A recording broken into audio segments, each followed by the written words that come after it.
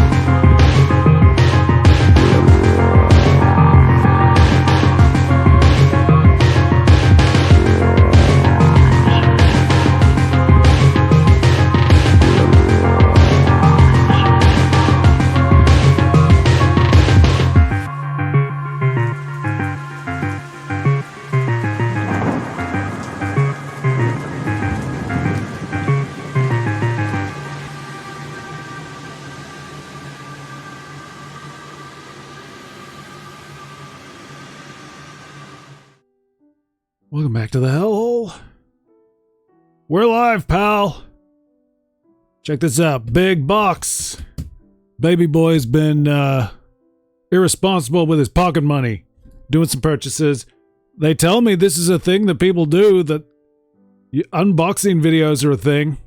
So I figured I would come in. I didn't want to miss another. I didn't want to miss another thing. That's an Aerosmith song. I don't know. I'm super tired. It's really late. It's crazy late, but I didn't want to miss another. I have sort of like I have a loose schedule here that I like to keep. I like to keep the Hellhole alive and active. But yeah, we got this big thing, so I'm gonna have to move this because this is not working. I'm internet sensation Big Lucifer. This is the Hellhole. Bear with me. Oh my god.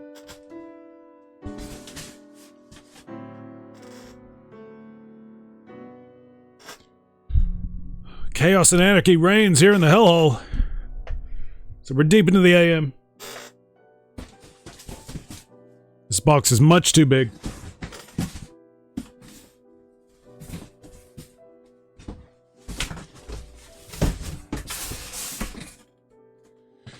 I'm afraid the unboxing aspect of this unboxing video will not be captured.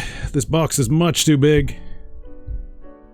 But let's get into it. So you got a nice view of my desk. So the last week I made some purchases. I made some acquisitions.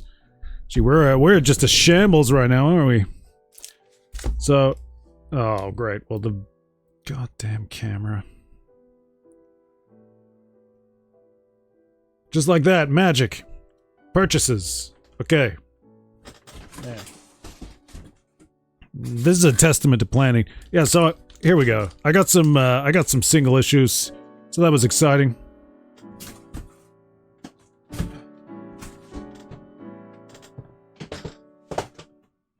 Feast your eyes.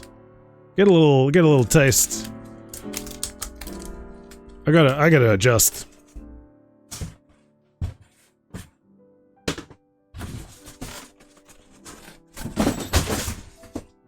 Have at thee.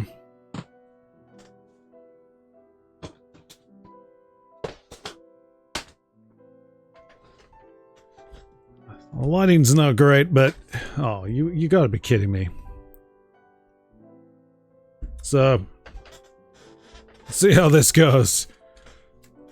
So picking up some single issues, getting funky fresh with, because you know I love comics.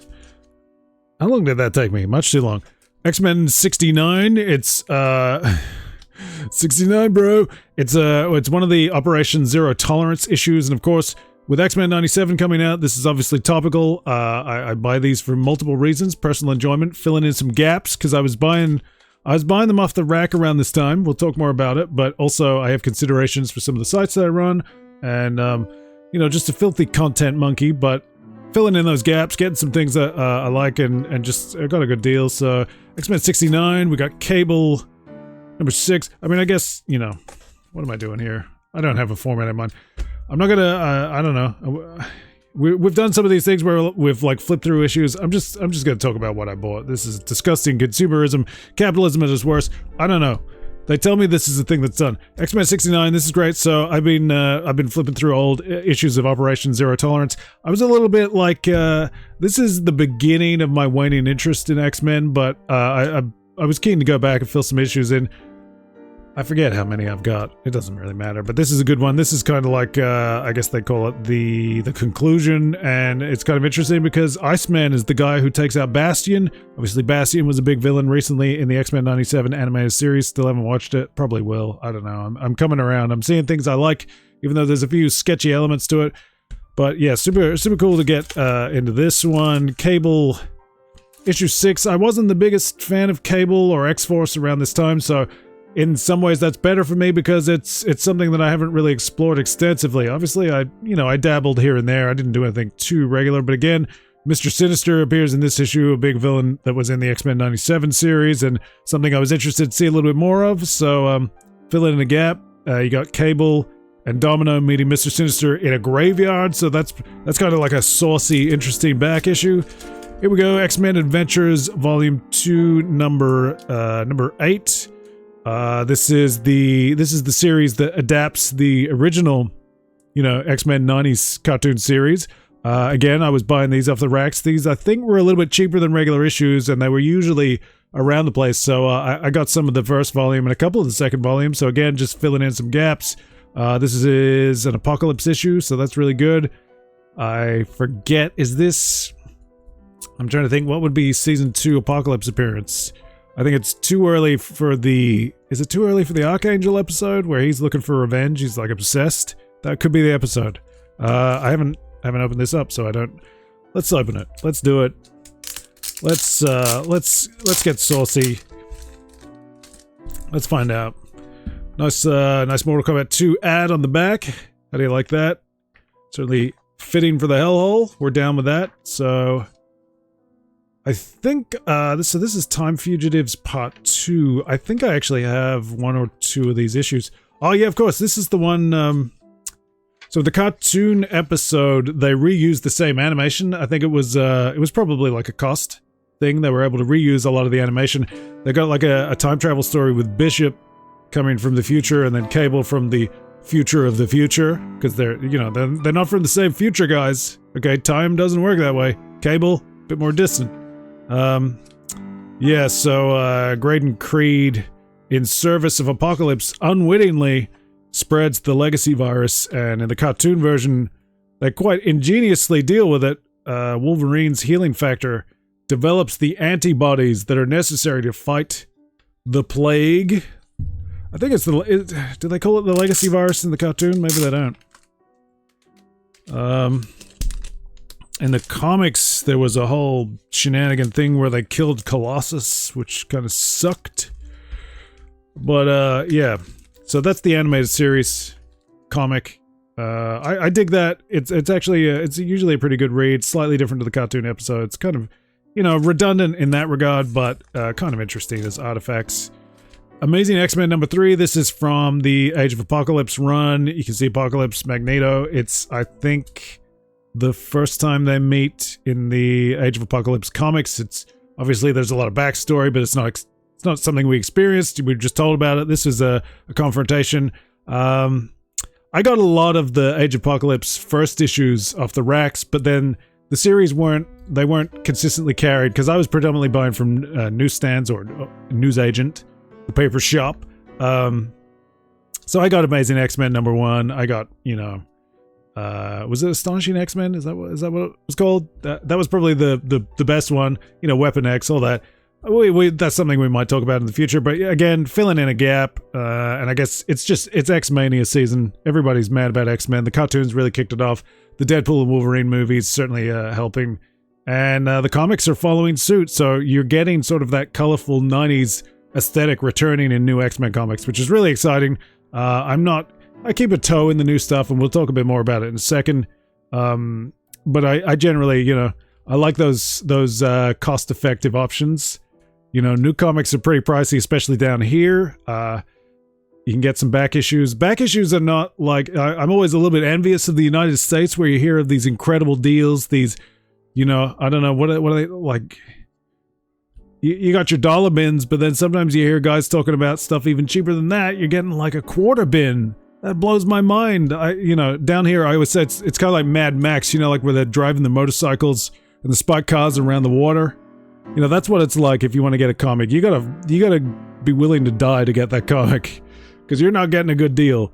I did all right, but you know, yes, I am broke now, so that's cool. I would like to get more of the Age of Apocalypse, maybe even all of them. I got a ways to go before I do that. I think I still need Amazing X-Men #4.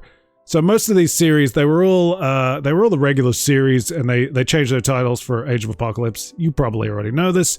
I think Amazing X-Men was the adjective-less series, I believe. I think Astonishing was Uncanny. And they just did 4 issues, so I've already got 1 and 2. Finally got my hands on 3 for a good price, because sometimes that's tricky. I have noticed, at least down here, Age of Apocalypse issues have been in circulation lately for more reasonable prices. They used to be a bit pricier. There was a period where they were really cheap. I managed to get, I think it was the Alpha issue. I got that really cheap, and that was one of those issues where, like, I'd seen that on the racks, passed it up, and then was never able to get it, so... Forever buying pieces of childhood. And from the last back issue, well, speaking of pieces of childhood, so this is Marvel Tales featuring Spider-Man #280. They say that, but I'm pretty sure, was it every single issue Marvel Tales a reprint of a Spider-Man comic? I think it was. So this is reprinting... Gee, you're gonna tax me here. I don't really remember what issue it is. I don't have my keyboard handy, but it's reprinting the issue of Amazing where Spider-Man takes on Firelord, which is an issue that I've always been interested in. Does it tell you?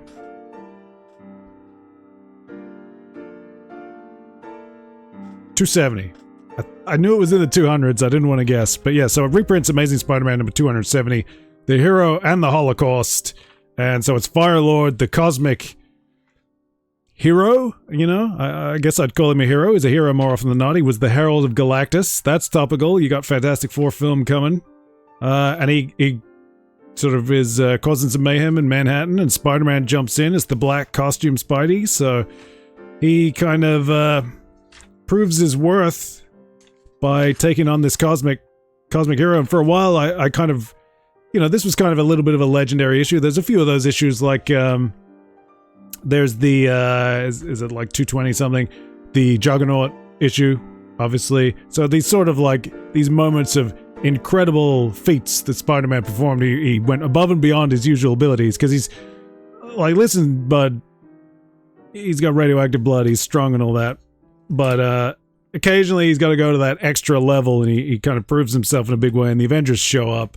You see Hercules and Captain America on this cover. This looks to me, is this a Ron Lim cover? Yeah, I see the signature. So a Ron Lim cover, pretty cool. You get some good covers on these reprint series, like X-Men Classics has those awesome Mike Mignola covers, which I really enjoy. I'm a big fan of Mike Mignola's work just in general, but see him doing some of those X-Men issues is really cool. You see, that's the original cover. Nice that they reprint that in the back. That's really good. The Avengers show up just to calm Spidey down. You don't want to go too far, kid. I haven't read this in a while, so I don't know. I don't remember if the symbiote is maybe implicated in pushing him a little bit further. That's a bigger conceit of like the animated series and the movies. I feel like the comics didn't play up that idea that the symbiote was twisting Peter Parker's psyche quite as much, but it might be in there somewhere.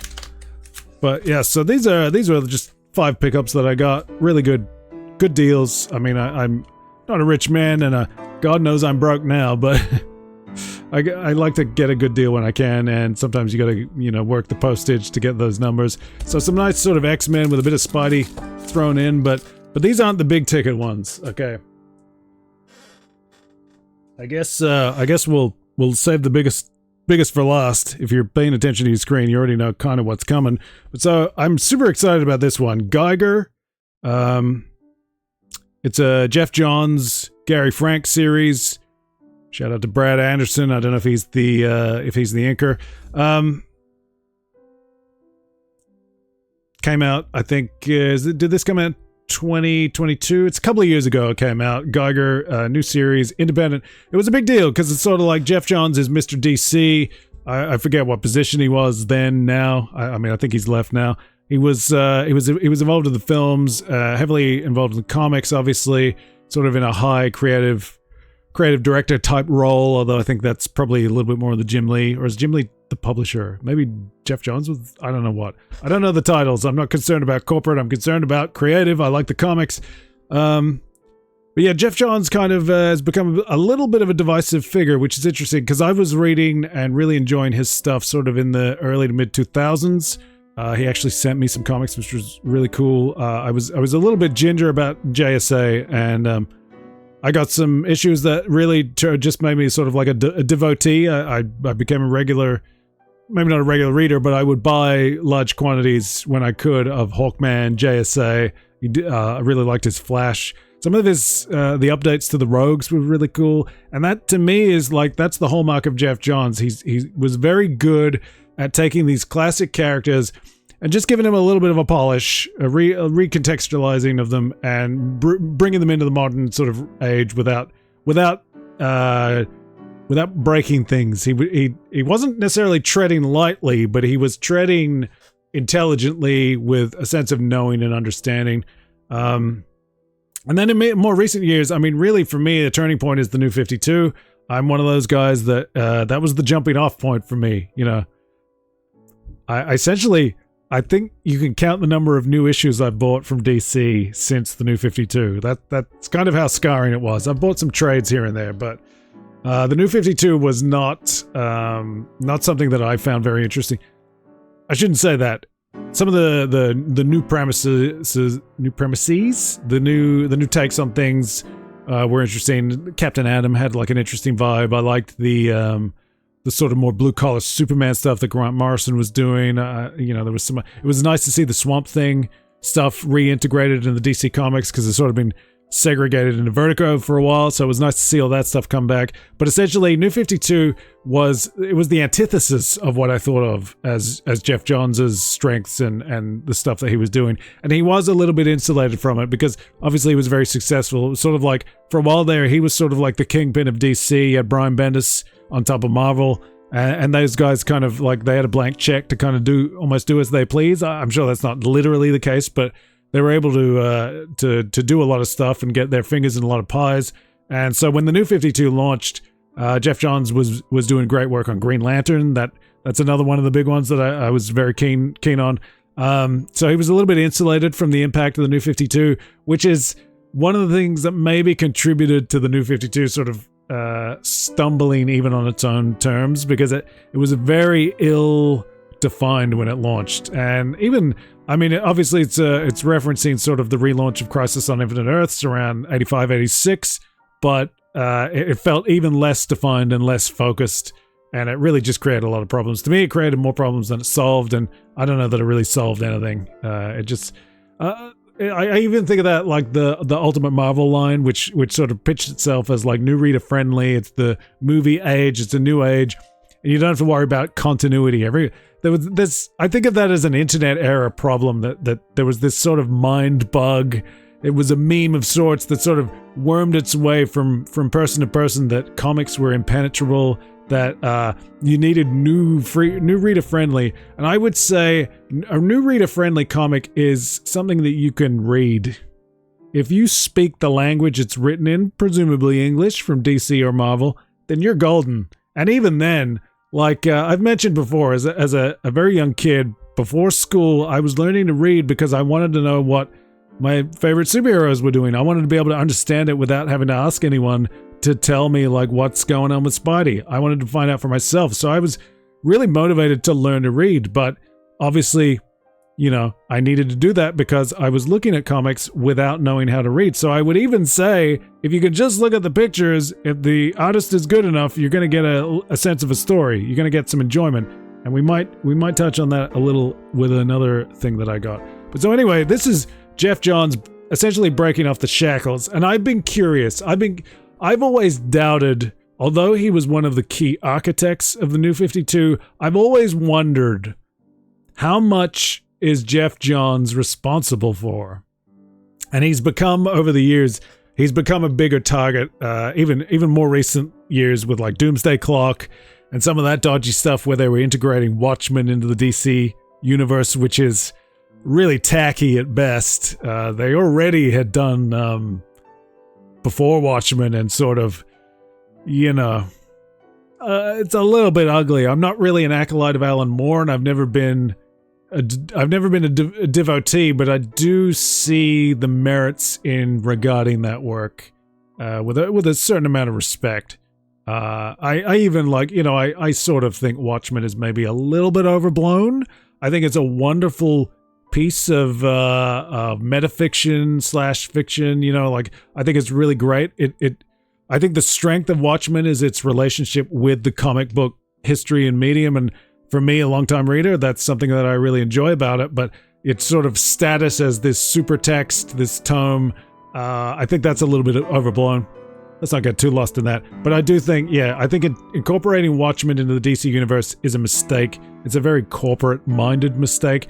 And again, I find it very hard to believe that somebody like Geoff Johns, a guy who knows the comics and has shown just such incredible acumen in the past, I just find it impossible to believe that that's something he would spearhead.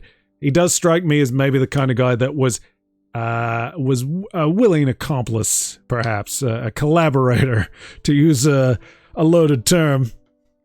But I don't see him as the guy driving these things. I think these things were going to happen, and he was either, he could be there or he couldn't. And now we reach a point where he isn't there. You know, that's the long road to essentially say, I wonder if this is a manifestation of frustration. I've sort of, I think I've seen some suggestions of that from all the guys that are getting involved. So the new company is Ghost Machine Comics. And I full disclosure, I'm not really across everything. Like I said, I keep a toe in new comics, but I'm a little bit of an old head these days. I've kind of been driven out by just general apathy. I mean, really, but see, there's a stink cloud of knuckleheads and lunatics over comics these days. I don't care about your doors, your gates, your windows. Couldn't be less interested. Seems like tedious lunacy to me. There's no overarching agenda here. To me, the turning point was 2010, where I found myself going from some of my most enthusiastic reading in like 2009. There was, I really regard that with a lot of fondness. 2009. I know people I would talk to. Some of them were already out at that point. For me, I was still having tremendous fun. I think of like Final Crisis was real sort of like a big high point. DC were really on top around that time with Green Lantern, and you had like Blackest Night, you had Final Crisis, you had a lot of really cool stuff that I really enjoyed from great creative folks. But for me, the worm turned sort of 2010, and it turned at both Marvel and DC. I found that I went from, you know, there were too many things to suddenly month to month, week to week, I didn't really care about a lot. And then as time went on from there, it just got worse. And I don't know what the cause of that is. I don't think there's a unifying theme to it. There might be some common motivations behind some of the things, but I generally just feel like there's been a big degradation over time at Marvel and DC, eroding of icons, the loss of sort of knowledge and understanding of what makes the medium good. All of that, you know, we're getting distracted again. But yeah, so I get an impression, or I have a curiosity exactly what Geoff Johns' position would be, and I think some of the flack that he's gotten from fans might not actually line up with his personal motivations or feelings. Mark Miller did a sort of one of his Miller Time chats with Geoff Johns, and he didn't really go into the nitty gritty of any sort of corporate grievances, but maybe touched on a few things that to me, reading between the lines, I just think this guy knows his stuff. He's not he's not looking to break this stuff the way it's breaking. And again, we take the long route back to Geiger, which blew me away because I was a little bit tentative, and actually, if anything, some of the familiar elements I wasn't totally sold, but checking this series out, I mean, this is great. I haven't read the whole thing. I've sort of flipped through it, read some sections, and it just this blew me away. I'm super excited about it. It's got that tangible familiarity, and I do see, like, I look at Geiger, and I do wonder, like, is there a little bit of the Spectre in Geiger? I mean, the visual with the sort of green and the cloak, there's a little bit of a Spectre element. I feel like there's a little scene where it's a little bit of a vengeful thing, but then at the same time, there's like a whole other thing going on with the radioactive man, and Junkyard Joe gets me interested. Junkyard Joe we all know that's G.I. Robot, essentially. I mean, right? I would think so. But the twist that they're putting on it is really great. And that's the Jeff Johns that I know. To me, that's the Jeff Johns that I love, where he takes something familiar, does a little bit of a polish, puts a new twist on it maybe, and I feel like this thing, it's a post-apocalyptic world, but it's really, it's a little bit like, if you're a fan of maybe Fallout, you're going to recognize elements of this. Furiosa's out, and there's a little bit of like a Mad Max element. I'm mad for Death Stranding. I think that's great. There's a Death Stranding style moment here in this thing with like a big crater where there's been a humanoid explosion, which reminds me of Death Stranding. I wouldn't be surprised if Johns has no idea anything about Death Stranding. I just think maybe there's something in the air, something about the zeitgeist. I mean, there's a lot of a little bit of doom and gloom around, some bad things going on in the world, things we don't like seeing at all. And maybe it's just bringing out those apocalypse narratives. But I think even with all those things in mind, this is interesting, different enough. You got like mutated insects and stuff, giant insects, which is cool. It's kind of like a 50s sci-fi movie, maybe a little bit of the Hulk did something like that with mutated creatures from the environment. And there's even something about like the sort of hostile apocalyptic environment, but the suits that they wear, because essentially I think like the air is compromised. It's all radioactive or something, because there was a nuke or whatever. There was a nuke, and that's what sort of precipitated this grim future of 2050. I think there's a war in 2030. It does. What is it? Meet Tariq Geiger, a survivor of the unknown war of 2030, when nuclear war ravaged the planet and tore his family away from him. It also made him a living nuclear reactor with a smoldering cauldron of radioactivity inside him. Now in 2050, Geiger has become an urban legend, a boogeyman bedtime story told to the children of a rebuilt Las Vegas. There you go, there's your Fallout. A twisted theme park version of what it once was, ruled by ruthless warlords. Vegas exists within a system of tunnels, keeping its inhabitants safe from the toxic soup of its surrounding atmosphere. If you play your cards right, you can have a better life. Outside its walls, Geiger just wants to be left alone, while the mutated insect nightcrawlers and cannibalistic organ people stalk the landscape for their next victims. But when the warlords of Las Vegas draw Geiger into their power plays, the glowing man becomes an unwitting protector of two young orphans in a dangerous game of survival. And we soon discover the warlords aren't the only ones interested in eliminating Geiger. So this collects the 6 issues. So I got this at a great deal. You might want to check out Amazon if you're at all interested, because I got it like $16 Australian, so dirt cheap. And this thing is not a pamphlet. Sometimes I buy these trades, they're like double that at least and about half as thick. This is money, my friend. Very, very satisfying. And I think those original issues, forget about it. Not buying the singles, way too expensive on the aftermarket. So I got this trade, super happy with that. I mean, we're dragging our feet, but yeah, this is the one that I'm probably the most excited about because it's new. It's not something I have a great pool of knowledge or frame of reference for. It's just really good. Just good stuff. I'm trying to think. There's a little bit of like, if you've seen the movie Doomsday, because there's sort of like a medieval king thing going on. These are all superficial comparisons, just to give you an idea of what it's all about. But yeah, if you're enjoying things like Fallout, Death Stranding, The Decay of Civilization. Oh yeah, I was saying the suits they wear because of the sort of toxic environment reminds me a little bit of Frank Miller's Ronin.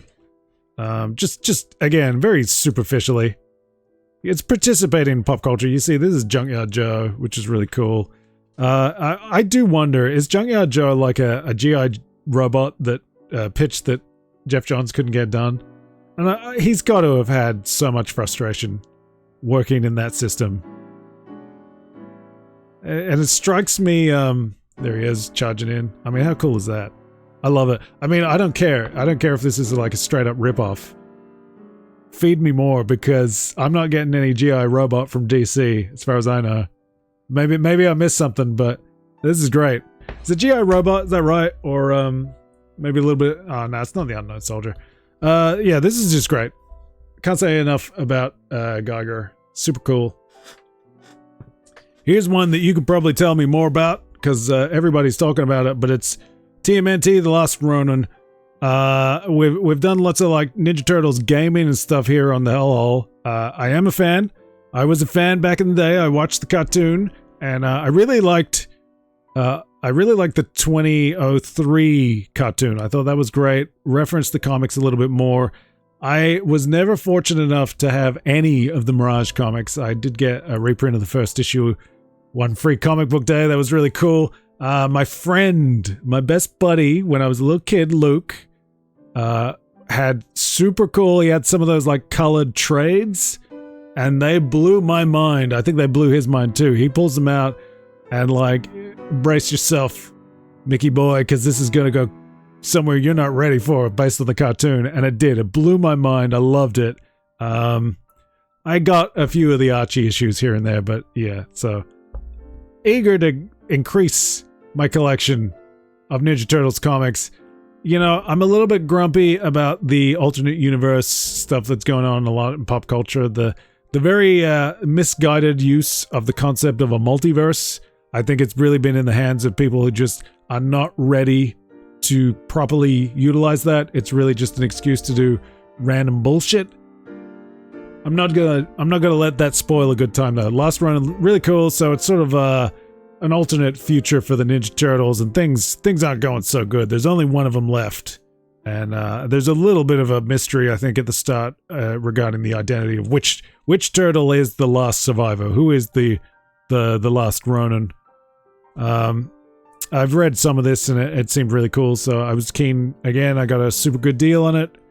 Big old discount, so you might want to check out Amazon or something, see if you can get it. But chances are, most people, if you're checking this out at all, you probably already have The Last Ronin, because it's been a mega success. It was pretty expensive for a while, so I held off. I gotta take the scraps where I can get them.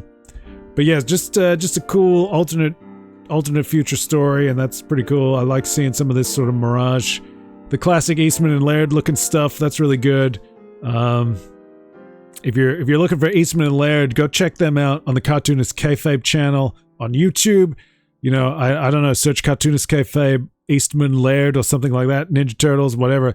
They might even have a playlist there where they got Eastman and Laird themselves would go through the issues with them, which was super cool. I mean, this whole setup is really basically inspired by the Cartoonist Kayfabe guys. You know, Godspeed, Ed Piskor, and God bless Jim Rugg, who's still providing some of their backlog of material since the passing of Ed Piskor.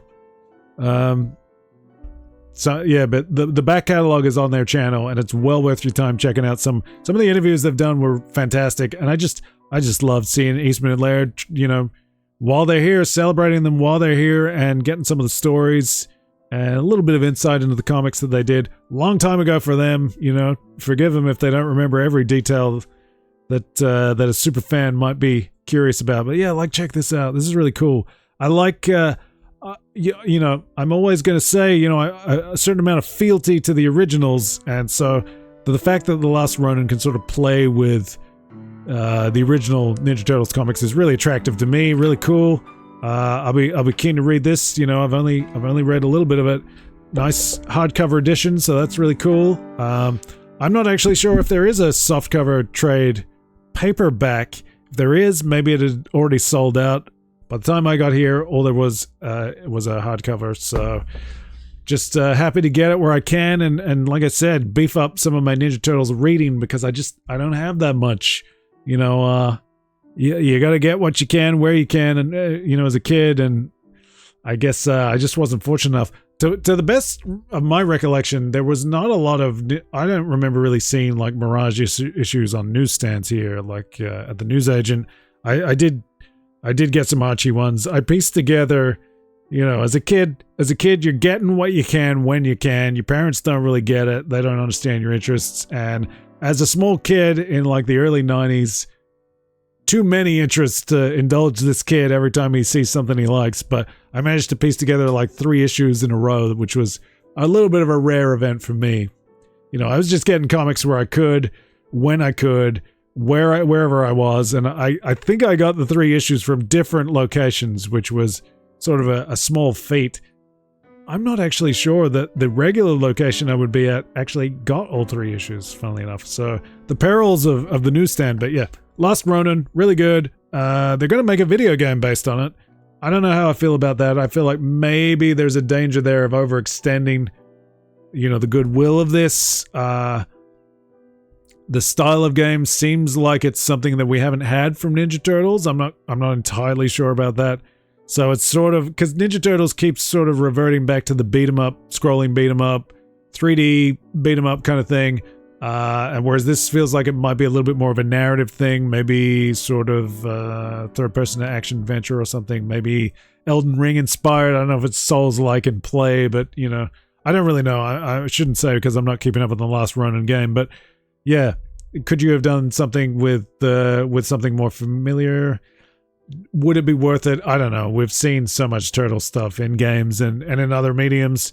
They keep trying to sort of reinvent it. I generally don't enjoy some of those reinventions. The last couple of cartoons have really bounced off me. The Mutant Mayhem thing I haven't seen yet. I don't think I'm going to enjoy it. I like, you know, your iconic definitive editions. That's more what I'm about. These newer versions come and go, but you always come back to the originals. This is the big one now, so this is where I've made a terrible error in judgment, but here it comes. It's got a handle. You might know what it is. I don't even know if it's going to fit on my desk. I did it. I got the Dragon Ball Z box set. Oh, what a fool. What a fool. Here we go. So just sliding it up here. The complete box set.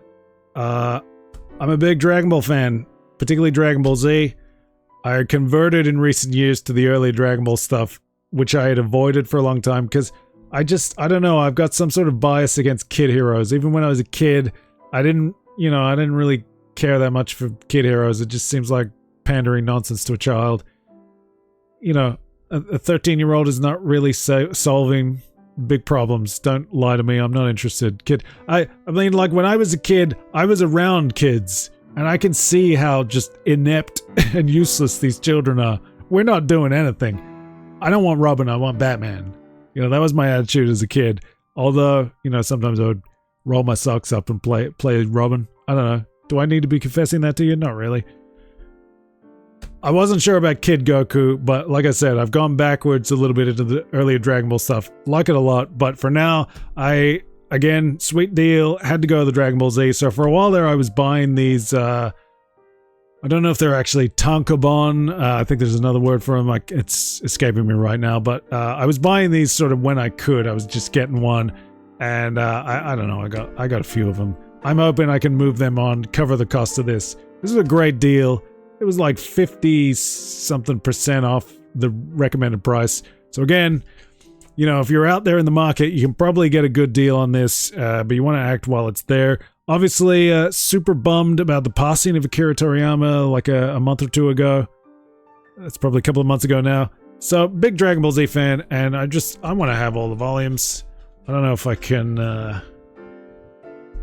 do this without unleashing the hells of Hellhole. So this box set has like Velcro stuff sealing it.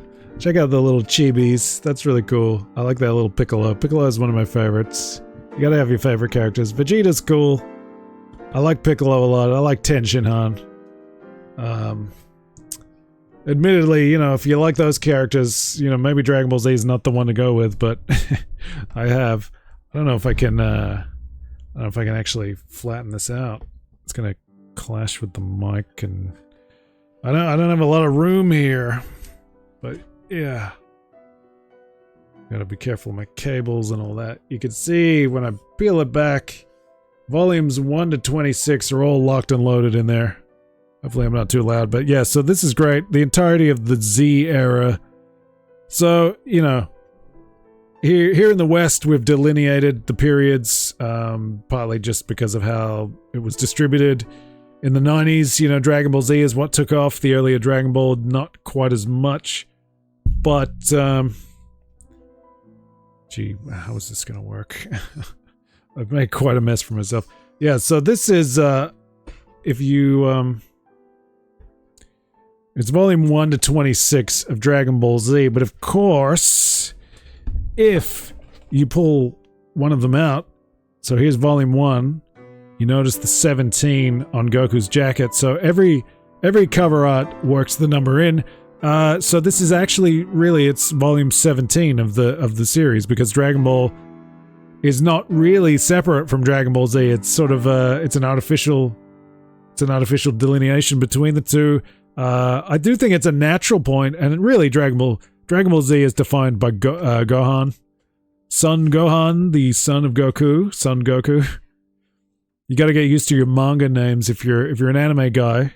You know, you gotta adjust. So it's Son Goku, Son Gohan, because they're based on Sun Wukong, or inspired by Journey to the West. You know, Monkey King, all that good stuff. I know you know all this. Yeah, did they? I forget. They used to translate Kuririn, Kurin instead of Krillin. I always thought that was a little bit more legit, calling him Kuririn. So I don't know, but yeah, super excited to have the manga. It's just a great resource, a great reference. And again, the Cartoonist Kayfabe guys went into this. I'm an old Dragon Ball Z fan. I've loitered around that stuff for a long time, so this is not so much influenced by those guys as a long-held desire to have it all. And so I've got some of these volumes. I've got volume 1. I got like 10 of them. Now I've got all 26. I don't have to worry about missing out. I would like to get the Dragon Ball set, but that's another $160. And I'm cleaned out. I got to sell the ones that I have to cover this cost. But this is super cool. I don't know, like, do I really want to pull all these volumes out? There's the last one. Sort of a particularly bittersweet when Toriyama passed away, because you've got like the thank you goodbye of Goku, and obviously that's one of the interesting things about Dragon Ball that really sort of blew me away the first time. I started with the anime, but sort of dabbled in the manga right around that time. The role of death is very intriguing, and I think the thing that really gripped me was like once Vegeta and Nappa have arrived, that's what really blew my mind, and I had some confusion which sort of fed into the enjoyment of it. But yeah, the role of death was intriguing. The threat of death, obviously over the years, everyone's been wished back more than once, so that's pretty much been done away with. But it is interesting, particularly in the earlier volumes, how the death distinguishes it from something like a lot of American comics of the time. Again, death is meaningless currently in comics. American comics, I think that's tragic. I think it's something that needs to be reconsidered. I do like that Dragon Ball Z at least had some rules about it. Those rules were bent pretty liberally, but you know, Gotta go to Planet Namek, get some different Dragon Balls, you know. They worked their way around it. But I did think it was cool the way you had sort of a transition from Goku to Gohan and all that kind of stuff. I haven't really dabbled a lot in Dragon Ball Super. I've seen some episodes here and there of the animated version. Again, you know, the fantasy is obviously to have all the manga volumes, go through them. I like the differences between the two. I think the manga is, you know, sometimes a knock on the anime is how protracted it is, how long and drawn out it is. I never really had a big problem with that. I actually enjoy that. I like sort of the drama, the battles, the conversing. You know, I don't need action. I like the sort of build up and the almost there's a little bit of philosophizing in there sometimes and stuff. But obviously the manga is much more focused, and I do like that about it. There's filler episodes, filler arcs, and things like that. You don't have I don't think you have like. There's that bit at the start of the Dragon Ball Z anime where it's like Gohan having Son Goku style adventures as a kid, and true to the bias, I wasn't that into it. You know, there's that chunk that sort of extends like between these first volumes, because volume 1 ends with Raditz taken out and Vegeta and Nappa are on their way. Like it's pretty succinct. But yeah, super cool to have all of it in a nice big box. I guess if we're doing the unboxing thing, I guess I got to do it properly. So there's a couple of extras which I didn't actually know. You get like a little poster. That's really cool. So give you a little look at that. If you've been holding out, you're going to be swayed by this. So there's a nice poster of the Super Saiyans, Vegeta, Goku, and Trunks. This is the kind of stuff that you would see around, like back then, way before these episodes were aired in English. I'm trying to think, this kind of art was probably showing up even when the series was still on in Japan, maybe? The animated series, obviously the manga was probably done and dusted by then. I think it gets into the it's over by the mid-90s, I think, and then you've got the animated version. But yeah, you used to see this kind of stuff around, and I was always a little bit intrigued. I was very intrigued by it. I didn't really know what to make of it sometimes. Different renderings. This is more like it almost gives like a colored pencil vibe or something, or very light sort of wash. I don't know what that is. This is where you need the cartoonist kayfabe, guys. But yeah, I like some of the more vivid color renderings and stuff. But yeah, I used to love seeing that stuff around. This poster has a second side. Oh my goodness, wouldn't you know it? It's Frieza! Frieza and Goku. Pretty cool. As a bonus, that's really good. I like that. Nice little poster. I'm sure that artwork is from one of the old Shonen Jumps or something. And then you got this little Colossal Chi booklet, which sort of has some interesting... I guess it's got like a little bit of an overview and tells you a bit about the... Yeah, like here it's fessing up. They're breaking kayfabe. They're fessing up to the different Dragon Ball Z stuff. And I guess it's sort of just recapping things that happened and little details and factoids. So this is really cool. I haven't really looked at it too much. I did see about a head appendage or something. I don't know. That's really cool. Advertising some of the other stuff that Akira Toriyama does that these guys have put out. I guess this is Viz, isn't it? I think it's Viz. Do these? Yeah, Viz Media. Sandland getting a video game version, so that's something that people will be interested in. Dr. Slump you always used to hear about. I don't know Kawa or Koa. Not sure what that is. That's interesting. So that's really cool. I'm happy. I've made reckless purchases. Like I said, I've bankrupted myself. I'm gonna have to live in that Dragon Ball Z box. I'm gonna take the manga out and crawl into it. But some pretty good stuff. Like I said, super excited about Geiger, because that's just something that's totally new to me. But it's got a little bit of the old charms, and it's sort of playing with familiar tropes. So that's really cool. Super excited about that. That'll be my winner. Sometimes when I got these over the last couple of weeks, sometimes when I get a little collection of stuff like on a birthday or Christmas. I like to, what's the winner? What's my favorite? Kind of like when we do the game trailer watch-alongs. Check that out in the Hellhole archive. Head to YouTube, link in Twitch in the About section to get you to the YouTube archive. Or if you're on YouTube, I don't know, just search Hellhole game trailers. You'll find something. There's a playlist. But yeah, I like to pick a winner, and I think for me, it's going to be Geiger. It's different enough, it's new enough, it's exciting.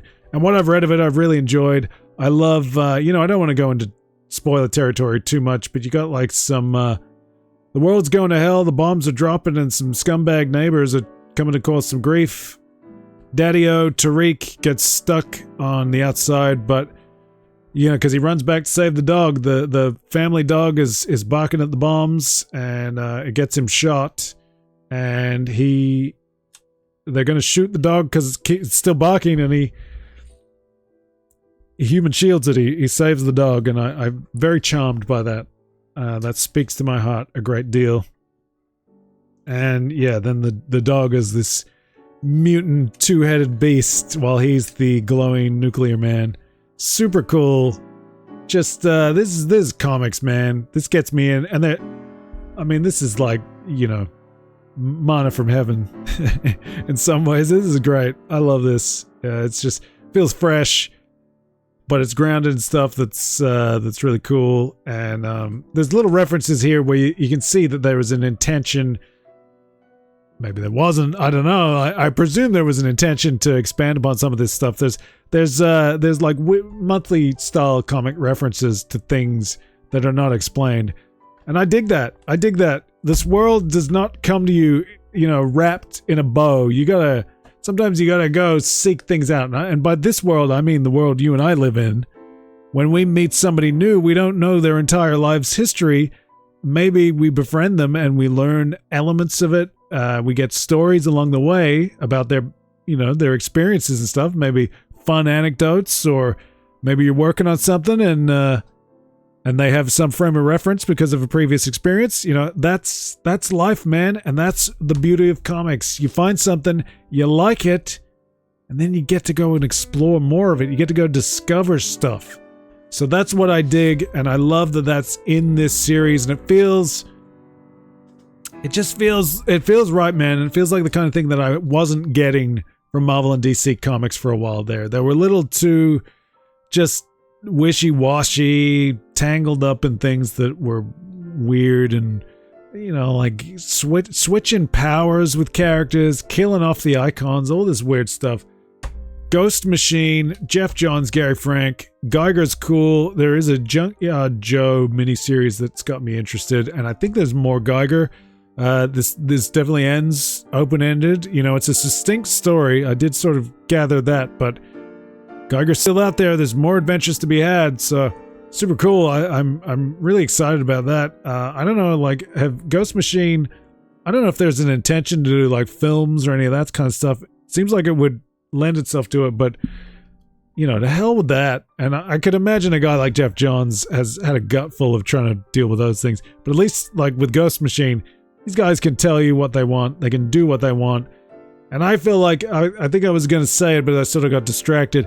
I feel like there's that thing, like Jeff Johns kind of gets to the top of the ladder and completely loses all his power. It's a bizarre thing. I think of it as an American thing, but it's probably everywhere. The sort of like corporate, I don't know, I think it's a cultural issue. Some of it is a cultural issue where it's sort of like nobody's allowed to oversee everything, or very few people are. Everyone's got to be allowed to do their thing. If somebody wants to do something, you got to let them do it. You can't tell them that there's a bigger plan involved. I don't know. I mean, some of that could be me having experiences working with Americans on things and stuff, and not always having a great time doing it. I don't know. I just get that impression. I wonder how much of Ghost Machine is a chance for them to sort of like break off the shackles, go do something else. That's just my thinking. I don't know. Tell me what you think if you're checking this out in the archive. Have you read any of these? You got any favorites? You got any questions? Feel free to ask. But I'd like to hear, what are you up to? This is my unboxing of things that I just got in the last couple of weeks. I got the comics separately, and like these were Amazon things. I don't know. Like, I'm not trying to brag or anything because I'm just a poor boy. Leave me alone. Give me money. I actually have some stuff left over from last Black Friday and Christmas that I haven't opened because I intended to dabble in unboxing and I still haven't even done it. So maybe there could be more unboxings coming in the Hellhole, and we got the trading card arc going on right now. Go check that out in the archive. There's a playlist for that. At some point, maybe there'll be like a comics playlist for some of this kind of stuff. We've been looking at comics lately with the camera, looking at my desk, all that good stuff. I don't know. We've gone a long time. I've waffled a whole hell of a lot. Thanks for hanging out if you have been hanging out with me, guys. Do I see anybody in the chat? Yeah, there's some names. I don't know. That's cool. Really great to see people involved, and hopefully you're getting something out of it. But like I said, tell me, what are you reading, and have you seen this stuff? Do you have thoughts about any of this stuff? Because I'd like to hear from you. Sure. Leave a comment, particularly on YouTube and all that good stuff. Give me some tips, maybe, if you think, based on what I've talked about here, is there something you think I should be checking out? Maybe I'll keep an eye out for that. We have a cultural exchange here. It's interesting. This is how you do it, man. This is how you don't worry about 70 years of history like in a comic or something. Find something that looks interesting. I thought Geiger looked interesting. I read it. It was awesome. Now I want more. I want to know more about all this stuff. And that's how you do it. Issue 69 of X-Men. It's not just a funny number, kids. It's just an issue that was a good time. We'll do more of this sometime soon. Until then, I gotta go get a sleep, man. What time is this? It's ridiculous. Who does this? Adios, amigos! I'll see you real soon. I'm working on something, by the way. I didn't do anything a few days ago. I've been a little bit loosey-goosey lately. I'm working on something. Hopefully it'll show up maybe the end of next month. Be a bit of fun. Something a little bit different. That's what we do. We do variety here. We don't, you can stick your algorithm up your